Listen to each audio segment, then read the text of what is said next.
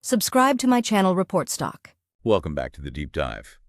What if I told you there was a day where major market moves felt completely upside down, and then boom, a huge economic report drops an absolute bombshell? We're diving into September 9, 2025 today, a day full of contradictions, but really surprising insights too. Yeah, it's definitely one of those days. Highlights how the headlines can really, well, mask what's going on underneath. Totally. Our mission is to unpack these market surprises, the big jobs revision news, and kind of connect the dots for you, see what might be coming next.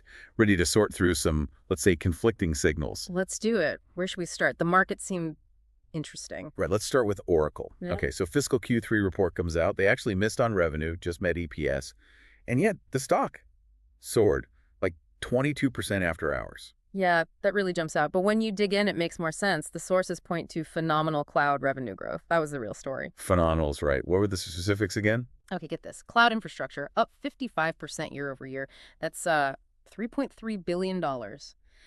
And their RPO, the remaining performance obligations, basically future contracted revenue, that backlog gained 359%. Just massive. Wow, 359%. And there's something about multi-cloud too. Oh, yeah. Multi-cloud database revenue expanded, wait for it, 129% from a year ago. It's just astronomical growth. 1,500%. So what's the takeaway? Well, the insight is that Oracle is essentially providing critical infrastructure for other big tech players. Think Microsoft, Amazon, Google. They're handling the excess demand. It's a classic picks and shovels play in the cloud. And AI gold rush, shows even giants outsource core stuff now. That's a really key point. And speaking of AI infrastructure, Nebius, that Amsterdam GPU creator. Right. NBIS, they landed a huge deal, $17.4 billion AI infrastructure contract with Microsoft running through 2031. Shares jumped, what, 49% on that news today? So AI infrastructure is clearly where the money's flowing, which makes the Apple situation kind of stark, doesn't it? Exactly. Apple had their iPhone 17 event, unveiled a slimmer iPhone Air. Cool design, sure, but shares were down 1.5%. Why? Seems like the market wanted more AI. Major AI enhancements were missing, and this is even with the NASDAQ hitting a new all-time high. Tells you where priorities are. Yeah, very telling. Quick mention, too, of United Health, UNH. They were up about 8.5%. They were. That was tied to Medicare Advantage bonus payments. Good news for them, since 78% of their enrollees are in high-rated plans, 4 stars or higher. Still, context is important. UNH is still down, 31% year-to-date? So, a good day and a tough year. Okay, so that's the market side. Kind of mixed signals, but a clear AI focus. Now, the economic bombshell? Ah, yes. The jobs report revision from the Bureau of Labor Statistics. This covered the 12 months from April 2024 to March 2025, and the number. It was a reduction of 911,000 jobs. Just staggering. Minus 911,000. It's the largest revision like this ever, right? That's what the sources indicate. And it's not totally out of the blue. Remember, last year's revision was also large and negative, initially Nanikate 8-AIM-K. It really makes you wonder about the initial estimates, this truth gap, as you called it. What does it mean? So where did the jobs, disappear from? Which sectors were hit? Mostly services. Leisure and hospitality down 176,000. Professional and business services minus 158,000. Retail trade lost 126,000. Wholesale trade minus 110,000.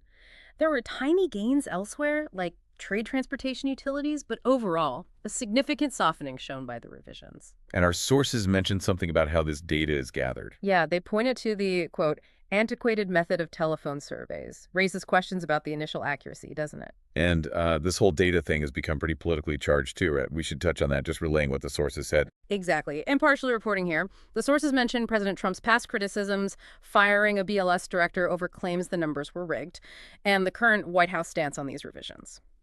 They also noted E.J. Antoni from Heritage, who's been floated as a potential BLS pick in a future Trump administration. Just context for you to consider. Okay, so weaker job picture than we thought. How does this connect to what's next? Inflation, PPI. Precisely. All eyes now turn to Wednesday morning's Producer Price Index, the PPI for August. That's wholesale inflation. Critical for the Fed, obviously. What's the market expecting? Expectations are for it to cool down a bit month over month. Headline PPI may be plus 0.3%, down from plus 0.9% in July. Core PPI also may be plus 0.3%, down from plus 0.6%. If that happens, it might ease some worries about the year-over-year numbers. Those were still pretty high in July, like 3.3% headline. And that 3% level for PPI inflation. That's the big reason the Fed hasn't cut rates yet, right? That's the key insight, yeah. That persistent wholesale inflation keeps them hesitant. So you connect these dots. The revised job numbers showing maybe only 70,000 jobs added per month on average, not even enough to cover retirees. Right. Combine that potentially weaker job market with this sticky PPI inflation. And the Fed meeting is just a week away. Puts them in a real bind. A very tricky balancing act. A weaker job market than thought, but inflation's still not quite behaving. It's a narrow path they have to walk. So wrapping up today's deep dive, Yeah. we've seen market excitement like Oracle's cloud surge kind of masking maybe deeper economic questions. And then these huge job revisions just landed, painting a really different picture of employment strength. Exactly. So as we look to that PPI report and what the Fed might do, the big question becomes, what do these clashing signals really tell us about where the economy is headed? How do you reconcile the headlines with these underlying, sometimes surprising details? What does that mean for your own view? Lots to think about. Thanks for diving deep with us. Subscribe to my channel Report Stock.